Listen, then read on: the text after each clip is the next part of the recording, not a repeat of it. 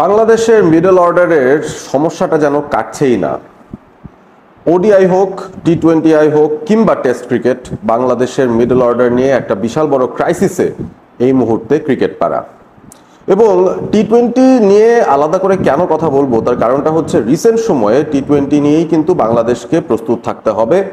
Asia cup চলে আসছে সেপ্টেম্বরের 2 তারিখ থেকে এবং টি20-র আরও বেশ কিছু টুর্নামেন্ট আমরা সামনে জানি রয়েছে। বাংলাদেশ জাতীয় দলের সবচেয়ে বড় অ্যাসাইনমেন্টটা হবে আগামী বছর ফেব্রুয়ারিতে টি20 ওয়ার্ল্ড কাপ। সুতরাং তার প্রস্তুতি এখন থেকে নেওয়া শুরু করেছে টিম টাইগার্স। শুরুতেই যেটা বলছিলাম, মিডল অর্ডারে বাংলাদেশের এনফোর্সারের অভাব রয়েছে এবং সেই অভাব পূরণ করার জন্য অনেকেই অনেক ধরনের কথাবার্তা বলছেন। কারেন্ট সেটআপটার দিকে যদি তাকাই, এই মুহূর্তে বাংলাদেশের ন্যাশনাল টিম স্কোয়াডের মধ্যে মিডল অর্ডারে দুজনকে আমরা স্লট ইন করতে পারি, যার একজন হচ্ছেন জাকের আলী অনিক, আরেকজন হচ্ছেন তাওহিদ হৃদয়। তাওহিদ হৃদয়কে মূলত পিওর মিডল অর্ডার বলা যেতে পারে এই সেটআপটার মধ্যে, কারণ টপ 3-র পর তিনি নাম্বার 4-এ এসে সেই টেম্পোটা ধরে রাখার বা সেই এনফোর্সারের কাজটা তিনি করেন এবং অনেক সময় তিনি যখন ব্যর্থ হয়ে যান তখন পরের দিকের ব্যাটাররা যারা রয়েছেন, জাকের আলী হোক কিংবা শামীম পাটোয়ারি কিংবা তার পরে যারা রয়েছেন, সবাইকে কিন্তু এসে একটা মেকশিফট অ্যাক্টিভিটি দেখাতে হয়। অর্থাৎ তাদের বেসিক খেলাটা বা তাদের সবচেয়ে ন্যাচারাল বেস্ট পসিবল খেলাটা তারা খেলতে পারেন না। এবং এই জায়গাটায় যে ক্রাইসিসটা তৈরি হয়েছে, অনেকেই তাওহিদ হৃদয়কে নিয়েও কমপ্লেন করছেন যে তিনি আসলে কতটুকু এফেক্টিভ হচ্ছেন বাংলাদেশের কারেন্ট স্কোয়াডে এবং তাকে রিপ্লেস করা দরকার, সেরকম অনেক মতামত অনেকে দিচ্ছেন। আমার অন্য একটা ভিডিওতে আমি তাওহিদ হৃদয়কে নিয়ে আসলে আলোচনা করেছিলাম যে তিনি আসলে হোয়াইট বল ক্রিকেটে বাংলাদেশের জন্য কতটা ইম্পর্টেন্ট এবং এই সময়ের বিবেচনায় আমার কাছে মনে হয় কারেন্ট ক্রপ অফ প্লেয়ার্সদের মধ্যে সবচেয়ে বেস্ট পসিবল পজিশনে তিনি রয়েছেন টি20 এবং ওডিআই ক্রিকেটের জন্য। তবে আমরা যদি একটুখানি চোখ বুলিয়ে দেখি যে আসলে বাংলাদেশের যে স্কোয়াডটা এশিয়া কাপে যাবে কিংবা পরবর্তীতে টি20 ওয়ার্ল্ড কাপ খেলতে যাবে, সেখানে যদি স্কোয়াডে আমরা মিডল অর্ডারে ব্যাটার রাখতে চাই যারা কিনা তাওহিদ হৃদয়ের জায়গাটাও নিয়ে নিতে পারেন কিংবা তাওহিদ হৃদয়ের সঙ্গে ব্যাটিং করতে পারেন, এই ধরনের অপশন কারা রয়েছে সেই অপশনগুলোর দিকে আমরা যদি তাকাই, শুরুতেই আমরা বেশ কিছু অপশনস পাবো। পুরনো নতুন সব মিলিয়েই আমি একটা সিলেকশন করার চেষ্টা করেছি।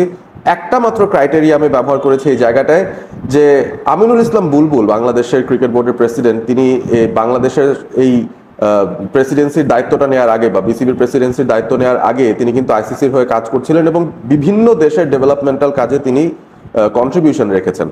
সবচেয়ে ইম্পর্টেন্টলি আমিনুল ইসলাম বুলবুল আফগানিস্তানেও অনেক দিন কাজ করেছেন, তাদের ইন্টারনাল ইনফ্রাস্ট্রাকচারটা যেটা আছে ক্রিকেটের পাইপলাইন সেটা নিয়ে কাজ করেছেন এবং সেই জায়গায় বেশ কিছু ভালো স্ট্র্যাটেজি তার কাজে দিয়েছে।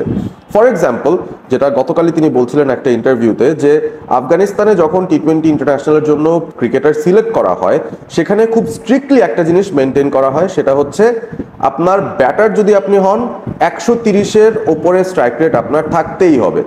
130-এর নিচে যাদের স্ট্রাইক রেট রয়েছে, ক্যারিয়ার স্ট্রাইক রেটটা টি20-তে, তাদেরকে রাখাই হয় না বা কনসিডারেশনেই রাখা হয় না, তারা যত বড় নাম হোক না কেন, যত ভালো খেলোয়াড় হোক না কেন। তো এই বিষয়টা কিন্তু খুব ইম্পর্টেন্ট। নতুন কোনো খেলোয়াড়কে যখন বাংলাদেশ ন্যাশনাল টিমে ঢোকানো হবে কিংবা কোনো একটা পারফরমেন্সের ক্রাইটেরিয়ার বিবেচনায় যখন কাউকে সিলেকশনের জন্য চিন্তা ভাবনা করা হবে, এটা খুব সিম্পল একটা ক্রাইটেরিয়া ফর আ ব্যাটার এবং স্পেশালি মিডল অর্ডার ব্যাটারের জন্য বলা যেতে পারে। কারণ এই জায়গাটাতেই আসলে মিডল ওভার্সে রানগুলো মিল্ক করে বের করে আনা এবং এই মিডল ওভার্সে মোমেন্টামটা না হারানো, অনেক সময় বিপর্যয় থেকে দলকে উদ্ধার করে নিয়ে তারপর ইনিংসটা লম্বা করা, অনেক ধরনের রোল কিন্তু এই পজিশনের প্লেয়ারদের জন্য থাকে। এবং 130 স্ট্রাইক রেট, এটা কিন্তু আমার মাথায় এটে গেছে এবং ইন্টারেস্টেড হয়ে আমি দেখার চেষ্টা করছিলাম যে বাংলাদেশের কারেন্ট যে পাইপলাইনটা রয়েছে, যেখানে বেশ কিছু টপ অর্ডার মিডল অর্ডার ব্যাটাররা রয়েছেন যারা ওই যে মিডল অর্ডার এনফোর্সারের কথা বলছিলাম, নাম্বার 4-5-এ ব্যাটিং করার মতো অ্যাবিলিটি যাদের রয়েছে, সেই কালেকশন অফ ক্রিকেটারদের বা সেই কালেকশন অফ ব্যাটারদের একটা তালিকা আমি তৈরি করেছি, সেটাই আপনাদেরকে এখন দেখাবো। এবং এই তালিকার মধ্যে ইন্টারেস্টিং কিছু নাম রয়েছে, সেই সাথে ইন্টারেস্টিং কিছু পরিসংখ্যানও আমরা কিন্তু দেখতে পারবো। শুরুতে যেটা বলছিলাম, মূল যে ক্রাইটেরিয়া সেটা হচ্ছে স্ট্রাইক রেট। এবং শুরু থেকে যদি আসি, স্ট্রাইক রেটের বিবেচনায় এই মুহূর্তে বাংলাদেশের যারা পাইপলাইনে ক্রিকেটাররা রয়েছেন, যারা মেইন স্কোয়াডে এখনো পর্যন্ত নেই বা পাকিস্তান স্কোয়াডে তাদের জায়গা হয়নি, সেই সব ক্রিকেটারদের মধ্যে আপনি দেখেন সবার আগে মাহিদুল অঙ্কনের নামটা রেখেছি। রিসেন্ট সময়ে তিনি তার ব্যাটিং রিসার্জেন্সটা দেখিয়েছেন। কুমিল্লা ভিক্টোরিয়ান্সের হয়ে আগে খেলেছিলেন, এই গত বিপিএল এর মৌসুমটা খেলেছেন তিনি খুলনা টাইগার্সের হয়ে এবং খুব দুর্দান্ত কিছু ইনিংস তিনি মিডল ওভার্সে খেলেছেন। ছক্কা মারা সহজাত একটা অ্যাবিলিটি তার রয়েছে। 134 তার টি20 ক্যারিয়ার স্ট্রাইক রেট। এরপরে আসেন নুরুল হাসান সোহান, আরো একজন খুবই চর্চিত নাম, যাকে নিয়ে অনেক কথা হচ্ছে যে তিনি সুযোগ পাচ্ছেন না কেন। নুরুল হাসান সোহানের ক্যারিয়ার স্ট্রাইক রেটটা টি20-তে 126, অর্থাৎ 130-এর নিচে রয়েছে। এরপর Yasir Ali Rabbi 129 strike rate, quite close to 130, তাকে আমরা কনসিডারেশনে কাছাকাছি জায়গায় রাখতে পারি। এরপর যদি যাই আকবর আলী, বাংলাদেশের আন্ডার-19 টিমের ক্যাপ্টেন, যিনি আমাদেরকে একটা বিশ্বকাপ জিতিয়েছেন। আকবর আলী এখনো পর্যন্ত জাতীয় দলে তার অভিষেক হয়নি, তবে 130 স্ট্রাইক রেট তার ক্যারিয়ার স্ট্রাইক রেট, এবং এনসিএল বিপিএল দুই জায়গাতেই যখন তিনি সুযোগ পেয়েছেন আমার মনে হয় ভালো স্ট্রাইক রেট মেনটেন করার তাগিদটা তার মধ্যে আমরা দেখেছি। সুতরাং তার অ্যাবিলিটি নিয়ে আসলে আমাদের সন্দেহ খুব একটা বেশি নেই, তবে ইন্টারন্যাশনাল সার্কিটে তিনি আসলে কেমন করেন তার টেকনিকটা নিয়ে সেটা একটা দেখার বিষয় থাকবে। এরপরে যাই বাংলাদেশের পুরনো কিছু নাম, যারা বহুদিন যাবৎ বাংলাদেশকে আশার আলো দেখাচ্ছিলেন কিন্তু আলটিমেটলি সেই পথটা খুঁজে পাননি। একজন হচ্ছেন আফিফ হোসেন ধ্রুব, 122 তার টি-20 স্ট্রাইক রেট, এবং সবার পছন্দের ক্রিকেটার, খুবই পপুলার একজন টি-20 ক্রিকেটার সাব্বির রহমান রুম্মন, তার স্ট্রাইক রেটটা দেখুন মাত্র 119। একটু সারপ্রাইজ হয়েছে দেখে যে তাকে সবাই বাংলাদেশের one of the biggest hard hitter বলে, কিন্তু আলটিমেটলি তার টি-20 ক্যারিয়ারে যদি স্ট্রাইক রেটটা দেখি সেটা কিন্তু মাত্র 119। সেটা কিভাবে সম্ভব জানি না, but that's what it is. এরপরে আসে আরো একজন ব্যাটার যিনি এবারে বিপিএল এ ভালো খেলেছেন, বাংলাদেশ ন্যাশনাল টিমের সেটআপেও তিনি অলরেডি সুযোগ পেয়ে গেছেন, জাকির হাসান। ওপেনিং স্লটেও খেলতে পারেন, তিনিও খেলতে পারেন, 4-5-এও তাকে আমরা ব্যাট করতে দেখেছি সিলেট স্ট্রাইকার্সের হয়ে যখন এবারের বিপিএলটা তিনি খেলেছেন। জাকির হাসানের ক্যারিয়ার স্ট্রাইক রেট মাত্র 120। এছাড়াও কিছু অনারেবল মেনশনের কথা বলতে পারি। সাইফ হাসান, তার টি-20 ক্যারিয়ার স্ট্রাইক রেট মাত্র 114। মোহাম্মদ মিথুন, যাকে বাংলাদেশের মিডল অর্ডারে আমরা অনেক সময় আগে ব্যবহার করেছি বা চিন্তা করেছি, তার ক্যারিয়ার স্ট্রাইক রেট মাত্র 114।